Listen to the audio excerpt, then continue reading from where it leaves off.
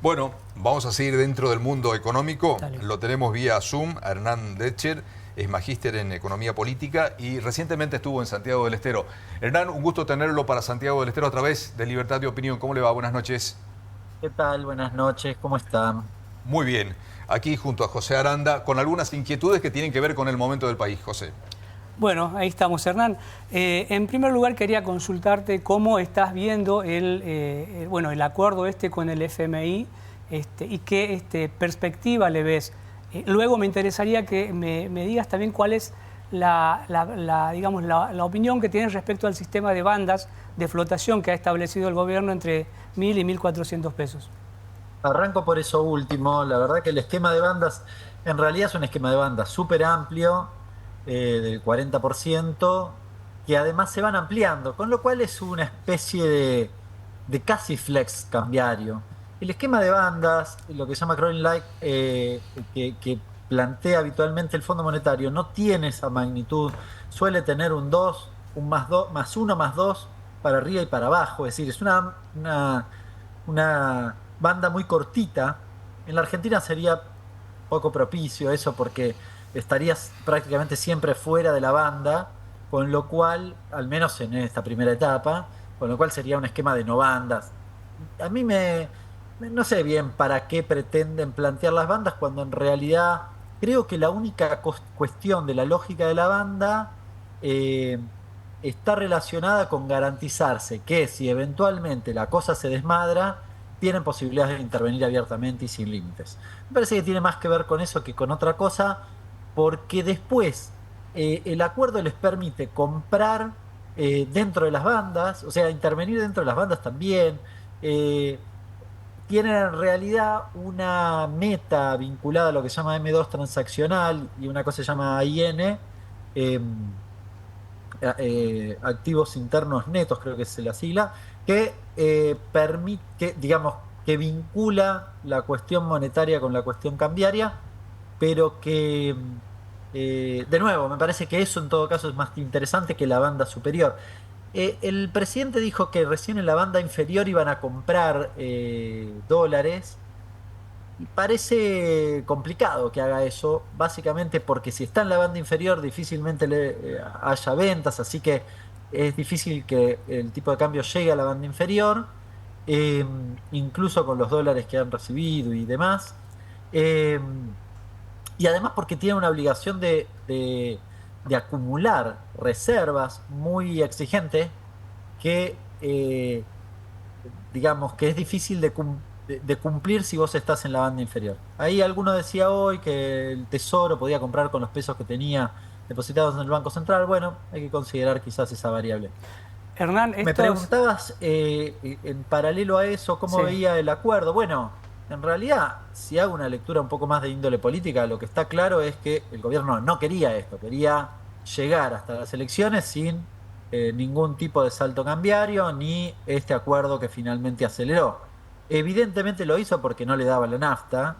Entonces, más allá de lo que diga el gobierno, de que qué decisión, qué audaces que son porque lo hacen en el marco de un año electoral, la realidad es que lo hacen por la necesidad, algo que sosteníamos, que el nivel de apreciación en el que estaba viviendo era absolutamente insostenible y se vio obligado, forzado a cumplir con parte de lo que le pide el Fondo Monetario Internacional en esta primera etapa para tratar de llegar a octubre, eh, bueno, a costa de modificar o de no poder sostener su propio relato, porque el relato principal del gobierno era la baja de la inflación. Bueno, táchenlo, no está más. Ahora, Hernán, lo veo poco optimista o escéptico. El tema es que si esto fracasa, también va a significar un fracaso para todos, un fracaso para el país. ¿Cómo se puede replicar eso en las provincias, por ejemplo? No, no, yo no, a ver, no soy particularmente negativo ni no, tengo la obligación de analizar lo que creo que puede significar este acuerdo. Y yo, la verdad, me leí las 140 páginas del acuerdo entre la Argentina y el Fondo, no encuentro nada allí que pueda significar, lo digo con honestidad, y sin subjetividad, no estoy de acuerdo con el acuerdo con el fondo, no simpatizo con este gobierno, pero en paralelo a eso digo, no hay nada de lo que una persona de a pie pueda aferrarse en el acuerdo para aspirar a que dentro de 6 meses o un año pueda vivir mejor. La verdad, no hay ninguna cosa, lo digo con total honestidad. ¿Qué puede significar? Miren, la Argentina se compromete a un ajuste fiscal del 1,3% para este año. Milei se comprometió a que sea del 1,6%. Desconocemos cuáles son los rubros en los que va a recortar ese 0,3 adicional, pero además para el 2026 el superávit tiene que ser del 2,2. Ahora, el resultado financiero, es decir, luego de pagar intereses, es cero para este año y cero para el año próximo.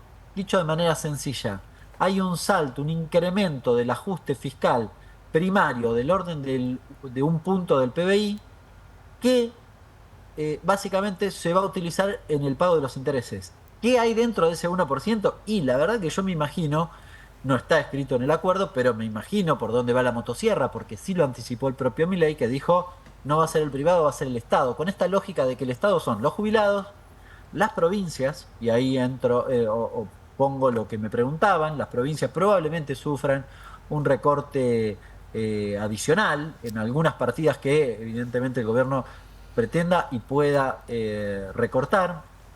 En obra pública le queda poco, pero hará también las veces allí mismo y probablemente en lo que tenga que ver con salarios o puestos de trabajo en el sector público, que es lo que ha hecho hasta ahora y que es básicamente donde tenés el gasto público más bien concentrado. Así que es difícil que si vos ves que esa curva se va a mover de esa forma, por ejemplo, en el orden provincial, le vaya a ir bien a las empresas de una provincia cuando de repente la provincia no va a tener plata para contratar para mejorar una escuela o va a tener que ajustar la plantilla de trabajadores o el salario de los trabajadores. Bueno, insisto, esto está escrito en el documento, no, Ahora, no lo invento yo. Hernán, ¿no crees que el normalizar un poco el mercado cambiario, algunas de estas medidas que están tomando, nos puede ayudar también a mostrar a la Argentina de otra forma, a traccionar inversiones hacia el país, que es lo que también está necesitando? Y citando, por ejemplo, lo que está pasando en Vaca Muerta. Claro, lo que pasa que yo vivo en Buenos Aires, ustedes viven en Santiago. Vaca Muerta nos pasa por al lado, peor aún, porque el régimen de grandes inversiones habilita a que no tenga que contratar personal argentino, así que ni siquiera nos podemos mudar para allá. Tampoco a transferencia de tecnología, así que las pymes la van a ver pasar.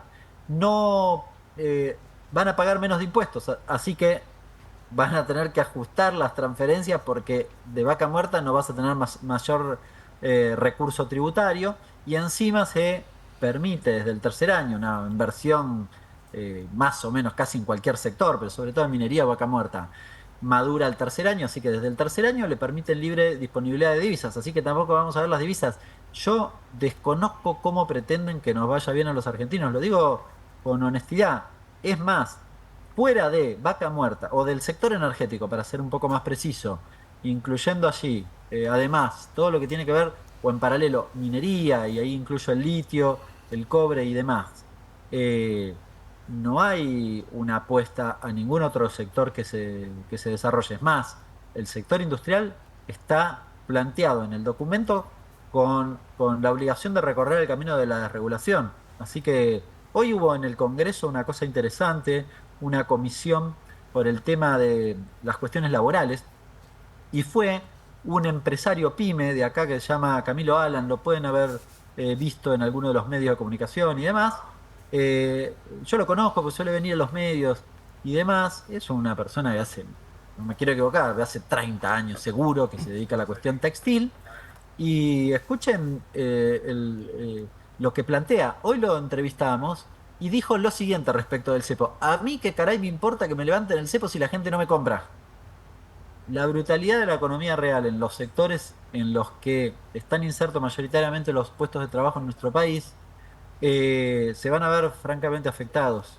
Con lo cual, lo que te puede pasar en el mejor de los casos, es decir, si sale bien, es algo que pasó en los primeros años de la década de los 90, sobre todo, que vos tenés un par de sectores que despuntan, les va bien, tal vez te traccionan el PBI al alza, en este caso puede ser energía y minería, pero el conjunto de los argentinos la ve pasar porque a la enclave ortodoxa no derraman, es decir, no generan puestos de trabajo, generan pocos puestos de trabajo y son en general de rentabilidad concentrada, así que no logra que el resto de la sociedad perciba, es decir, tenés como esta dualidad, a la gente no le va bien, pero esos sectores tiran para arriba. En lo que va de la asunción de Milei hasta hoy pasa eso, hoy salieron los datos del empleo y los puestos de trabajo siguen abajo, no se mueven, al contrario, cayeron de nuevo, mientras que hay una recuperación en vena actividad. Por esto que les digo, en chiquito, en el año pasó eso.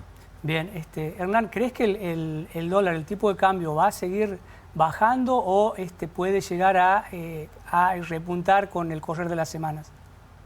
Es una buena pregunta. Yo cuando he tenido algunos debates la semana pasada con algunos colegas que tenían una mirada más fatalista de la salida parcial del cepo, de esta unificación cambiaria, para llamarla como corresponde, con algunos controles importantes que sugerían que el tipo de cambio podía estar cerca de la banda superior. Yo les decía no, porque en realidad hay cosas que no se pueden hacer, básicamente. Las empresas no pueden ir contra el dólar, ni con dividendos, ni con excedente, con lo cual tenés un catenacho importante, un control de pesos importante, que impiden que vos tengas,